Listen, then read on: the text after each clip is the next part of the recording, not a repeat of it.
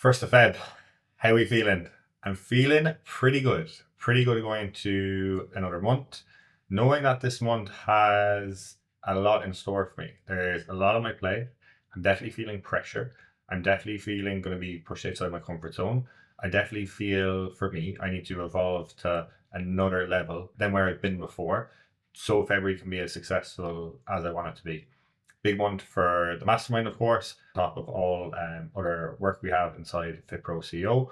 But my reason for having this extra air of excitement, obviously being filled with a huge amount of gratitude to be able to feel pressure and being put in the situation that I am, that so many people trusted me to help them with their business and for me to have the brand that I do. But also a huge thing of mine is me sitting down right here on March 1st and being able to tell you about how February went. I want to be able to tell you an epic story. I want to be able to share some big moments that I've achieved in February and that my clients have achieved. And the only way I'd be able to tell you that story is if the month I felt pressure, I felt nervous, I felt I was being pushed outside my comfort zone of where I'd want to be. I could play this one safe. There could be a lot that I wouldn't do and I wouldn't feel pressure. Yes, I'd be working, but I wouldn't feel too much pressure. I wouldn't feel too much discomfort. But I would sit down March 1st and I wouldn't be able to tell you an epic story. So that's a big focus for me this year. I want to be able to tell the most epic stories and actually just live life in the best way possible, because I don't want to take this for granted. I know the moments that I'm in right now, I will look back on with such fond memories. I want to relish this time. I don't want to take for granted people trusting in me and the position that I'm in. I want to maximize it to the fullest. And that's what I'm going to do this month. I'm excited. I hope you are too.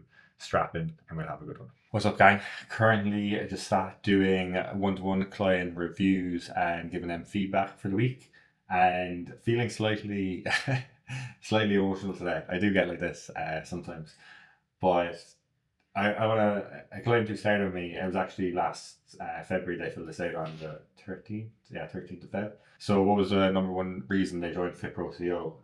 To help build my coaching company to something I'm proud of. Over the last 18 months, I felt stuck, not really knowing what direction to go in. I feel like I'm a coach, but I want to be a business owner. Take it forward to their check-in yesterday, and no specific questions. I'm actually really proud of how I'm showing up as a business owner, and it's down to you getting the best out of me and acknowledging that he's had another big PB month in his business.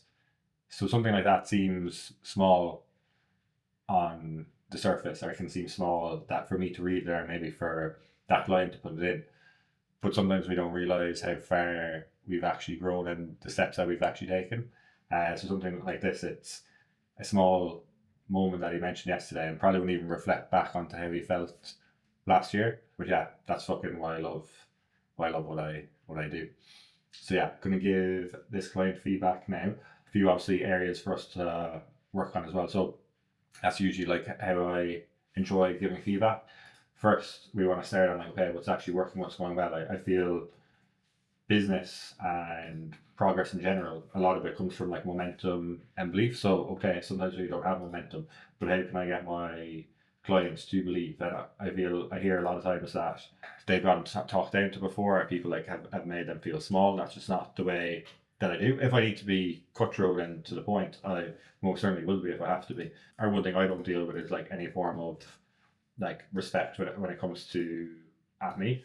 But for the most part, my clients are amazing, and they need to see their potential, see what's possible, get to see the good signs of what's happening, and then how can we build on the other areas as well.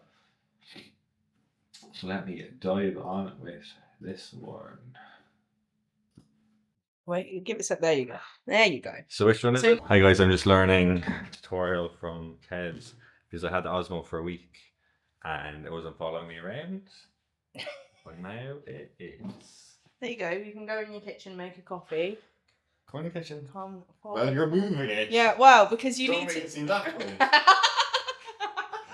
because if there's a wall in the way. Well, I'm sure we can go past the wall. So basically, if that is moving like that, she's got all the gear now.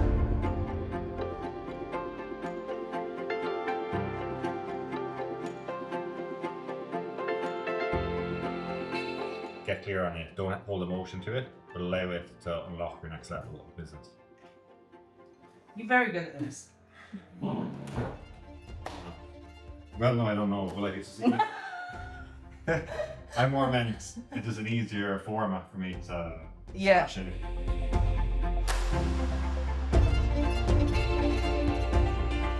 Quick take. I'm trying to do it when you're doing something natural.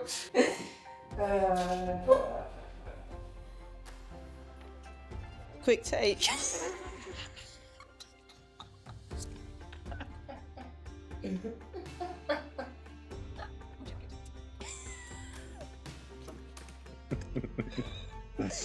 Quick take, good or bad idea? Hiring a setter before fixing sales calls. Oh, good question. What would you say to a coach who says people in my area can't afford coaching? In cases like that I've experienced, people assume. So they're like, oh, no one will ever pay that in my area. And I'd say, oh, like, have you ever asked for like a higher ticket? And usually the answer is no. They've assumed things about people from their area based on nothing really other than they may be attracting people in who are currently struggling to pay even lower ticket.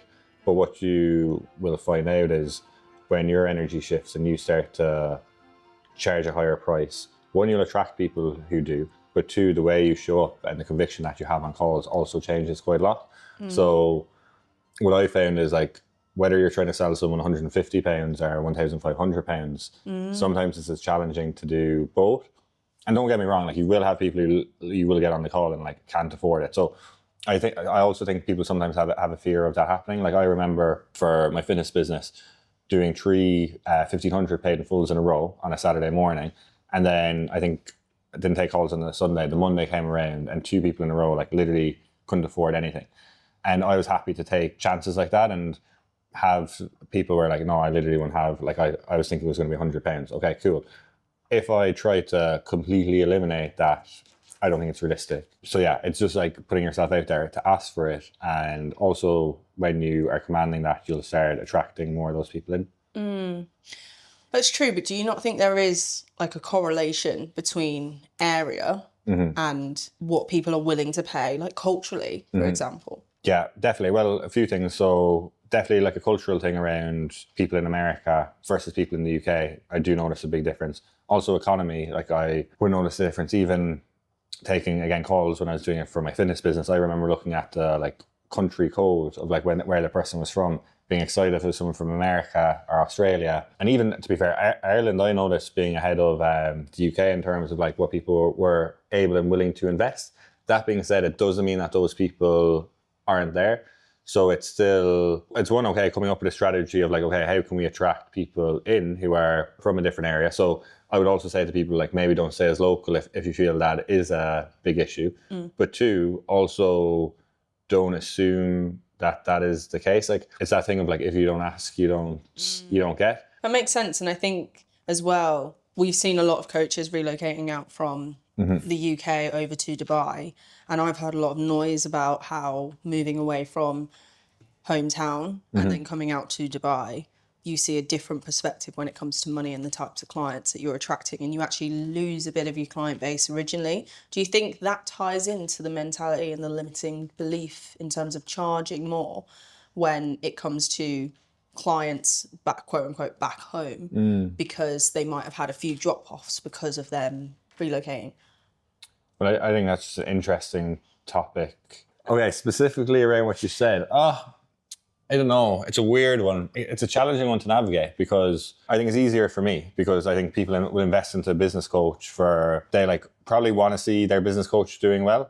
Like if their business coach lived in like a rundown, shitty fucking house, they'd be like, hey, I don't see the best person to give me advice. Yeah. So I think they like to see, obviously not someone to be showy or, well, some people might like that, but at least for there to be that. With fitness, like for fitness coaches who move here, I understand it can be different, and I've had clients and stuff who may get like a client or two to see them on a night out in Dubai and be like, is this where my money's going? And it's like, I understand there can be a bit weird stuff like that. But what I would say is when you're growing and evolving, the most important thing for you is don't leave people like from your area or old clients hold you back from evolving into a new person. Yeah. Because the life that you're creating here or anywhere in the world, so many people are going to be inspired by that and want to come into that energy. So as you grow and evolve, understand you're going to outgrow some clients or maybe people from your area, but you're a lot bigger than that. So don't leave those people kind of hold you back.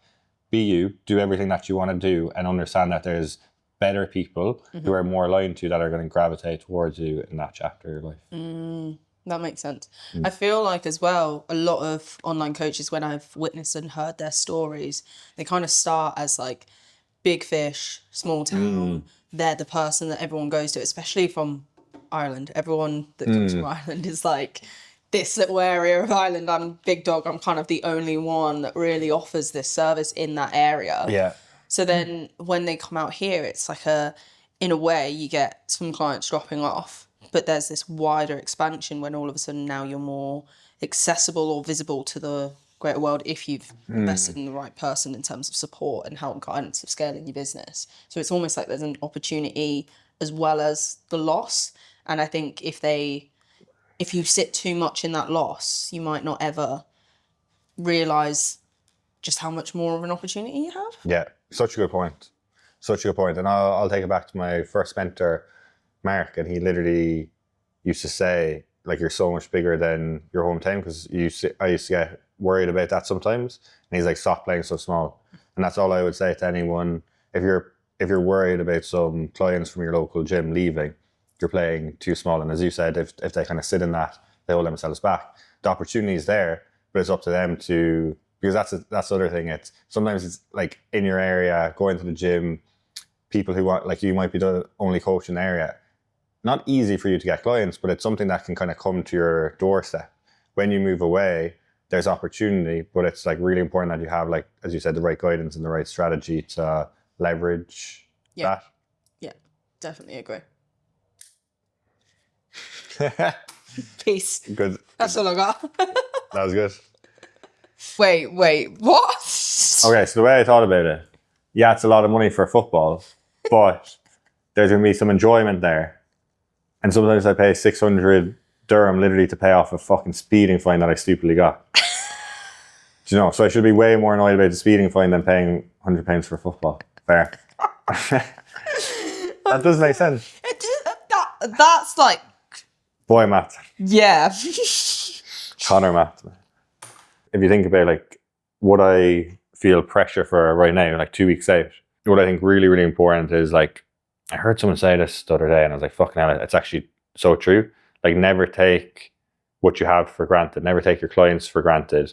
Never take people who want to come to your event for granted, because those things can be whipped away from you in a second. So relish the moments that you're in, fucking own it, and make sure that the energy that you bring, make sure that that's something that continues for you, and that support and that level of people wanting to be coached by you or come to your events continues to grow. Mm-hmm. And you haven't wavered in the entire process. You've been hyper focused in not just making this as good as the last one, but leveling it up while still keeping some of those valuable parts of the first one and feedback in place. And it's been impressive to see. Thank you. You're very welcome. It goes back to that post that I sent you.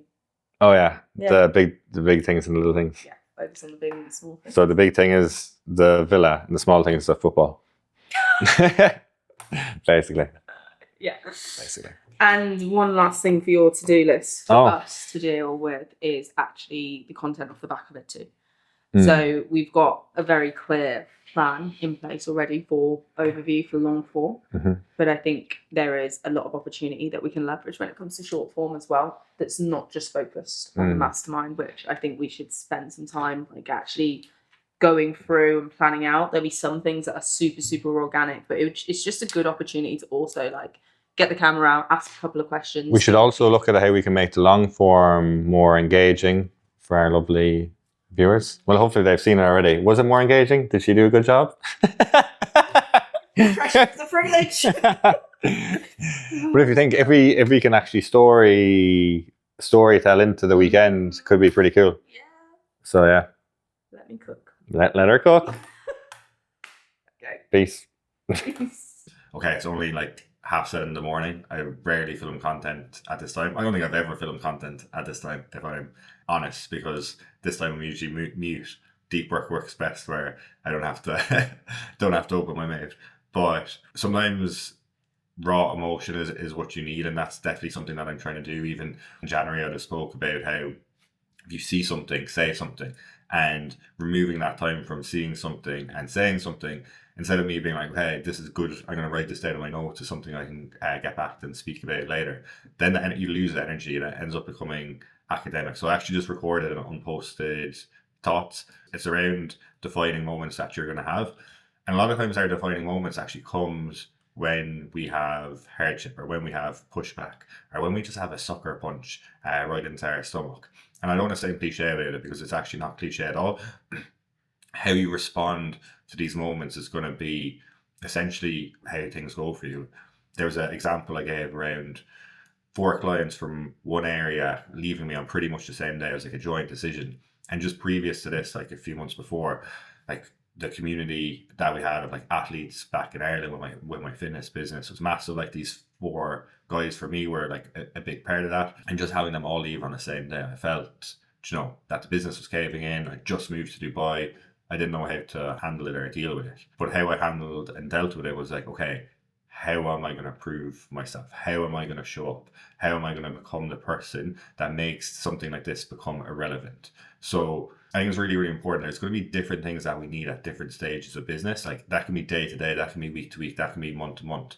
When something happens to you, and it can be a defining moment, how you show up with that is very, very important.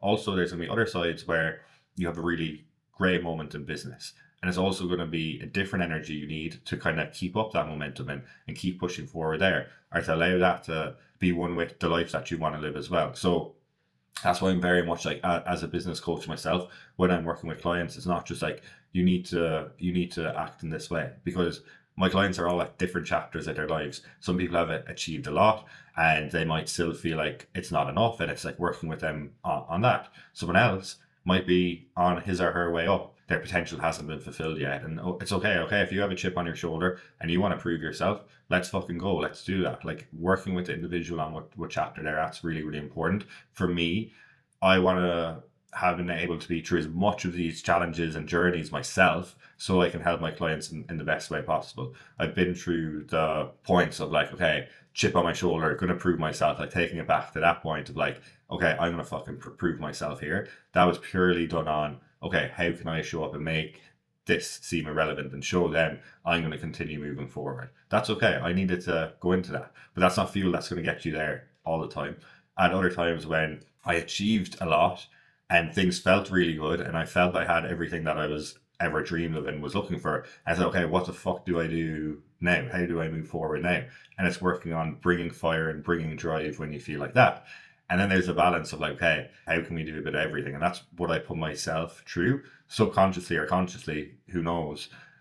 But it allows me to be the coach I am and understand what period each of my clients are at, what they need now.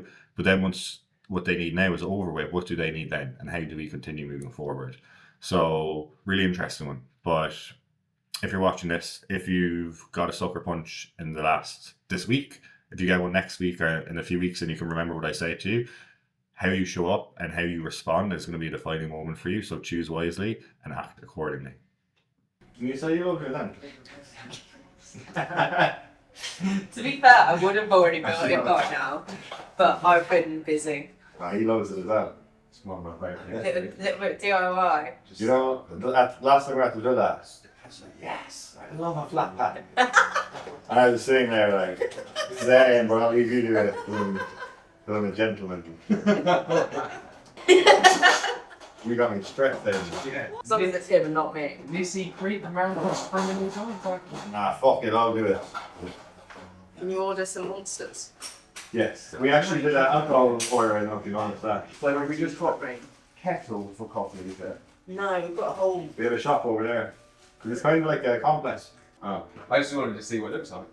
The odd fucking store. 52 or? Yeah, we'll go for food. Can you remember? We gotta go for food. Think so. Yeah. Ooh, treat yourself! I said you should do it. Why not? Is it? I'm feeling it. It's up I to don't know. you. Yeah, to be fair, mate, one of this was a bend. Is that the shop? Yeah, straight across. Bye. Did you see that fucking thing? So we think the morning session to try do outside. I just don't know, will it be too warm by, what's that, 11? Yeah, maybe. Hi, bro. Morning. Morning. This is so. What's the time now? It's 8:30. Sure. Fuck. Like, imagine doing our first session over the inside or outside. Because all we'd have to bring with us would be the whiteboard. Yeah. The sun's moving this way, right? No, we couldn't do this really. No, it'd be fine for them, for us. We're doing the welcome drinks out here. Yeah. I think so. Well, welcome drinks. Well, get you Coffee. Oh yeah, I need to ask them about the coffee. I feel like I'm going to be about 30% better if I go get a coffee. Go for it. Was the football worth it? I think it actually was. It's like a stress ball, but just bigger. Tell me how you're feeling. Feeling good? Yeah? How am I feeling? Yeah, just ready to enjoy the weekend. I think sometimes the lead up to the week is not the harder part, but where there's like obviously a lot of anticipation.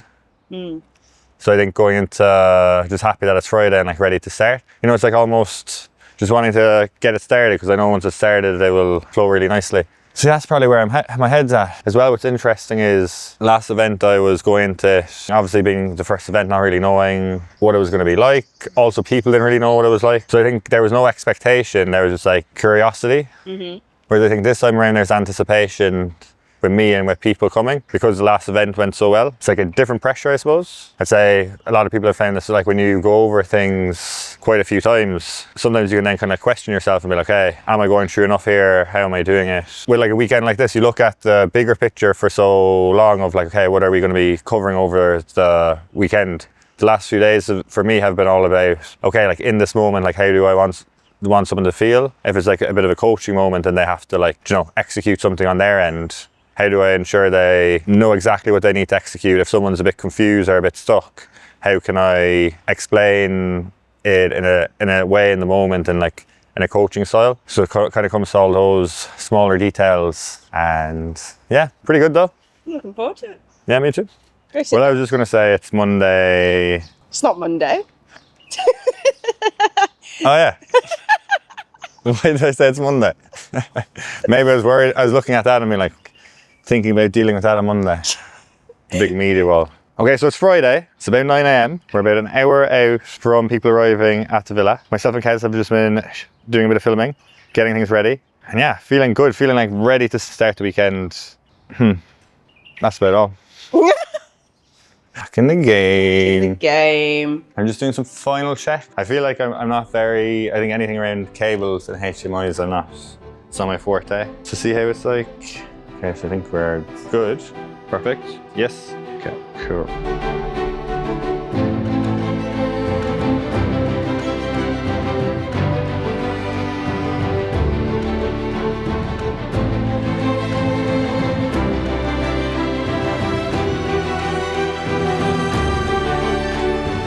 So, how are you? Great to see you. How are you? Look great. Very stylish, as always. Okay. See you, bro. How are you, man? Good to see you. Love You the good? slacks and singlets. Yeah. Nice combo. What's up? How are you? Great to see you. You good? It's quite warm today, and it's like in the sunlight, but No, it's hopefully we're fine. Hello.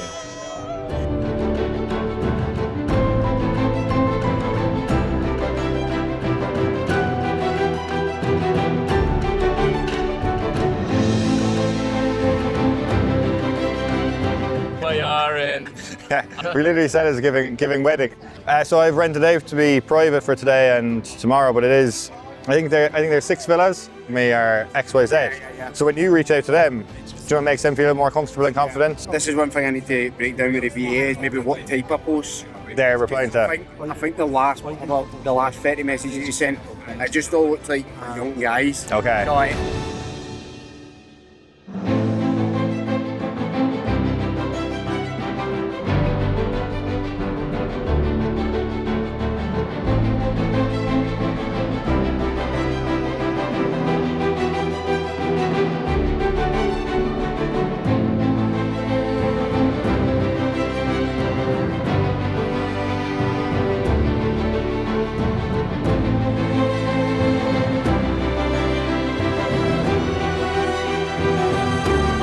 this my chair?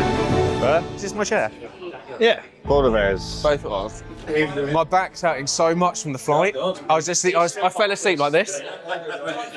Oh, like 15-hour layovers. Or the price of the tickets were like mad, like great. Okay, I'm out. I'm done. Speak to you later. Solve right now in the business, and then we move on to design. Go on, Hayden. I felt like none of the girls come over, it's only the guys. Ooh.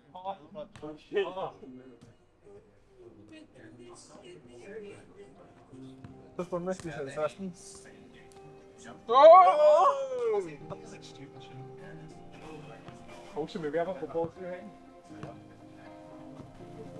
Actually, good, yeah. Yes! I'm training the content plan Yeah. and hiring Hayden. Brilliant. Increase my price.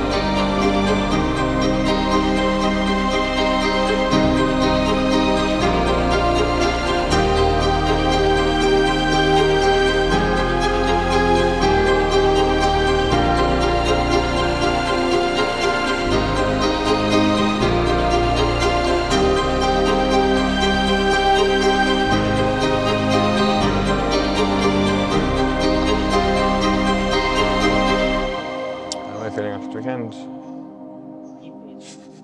Feeling good. Feel like it was a successful weekend. Yeah, really like how everyone gelled together, and I think everyone like invested into what we were doing over the weekend. I don't think anyone was like half in the weekend. I think everyone was like fully bought into pretty much all elements to it. I think that's rare. I think sometimes you'll get people who are like, they're there, but they're not really there. Can I ask you a question, actually? Mm. Why do you do these when budget's all airy-fairy and all? Jeez.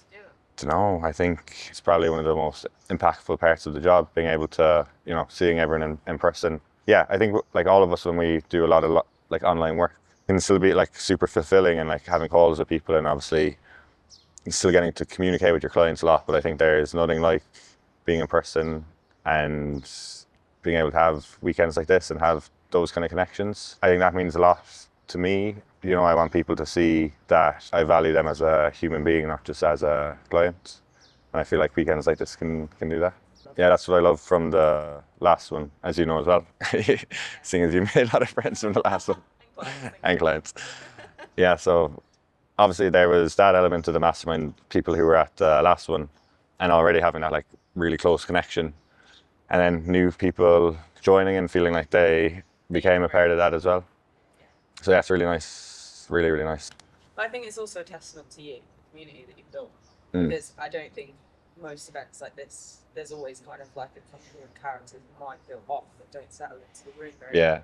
I don't see that. And testimonial wise, like I've been going around hijack on people, everyone's got nothing but amazing things to say. But it's interesting because I didn't even have, say it's only been pretty much like 1 year since I've actually had any form of community. It'll be 3 years in like May, June since I've started business coaching. And because I was so adamant on the one-to-one aspect that it's all I focus on. So like people don't need a community, they just need one-to-one support. What I realized was, okay, people actually need both. So people don't just want community and they don't just want group, but they also, I believe, need more than just one-to-one. So I think finding that balance. So for me, it's like, okay, how can I create the balance where people can say, in Fit Pro CEO, the one-to-one support that I have on my business is amazing, but I also have an incredible community with weekends like this and like-minded people, and that's kind of what I was striving for being able to do. So, you know, even for you to say there, like the community that you've built, that's nice for me to hear, because yeah, literally only last was the first time we had any in person. I think for any non-clients, I like non-clients being able to come in and experiencing the weekend,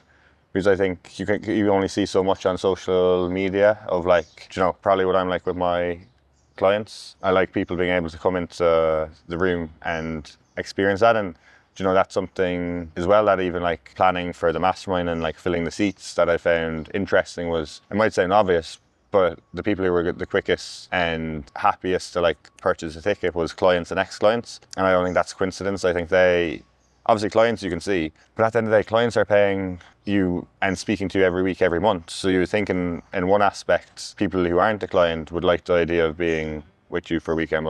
And then with ex-clients, obviously they have that trust built into what we do as well. So then it's like, okay, getting non-clients to, when they say yes to come into something like this, they get to experience something that you can really only feel when you're here. Yeah.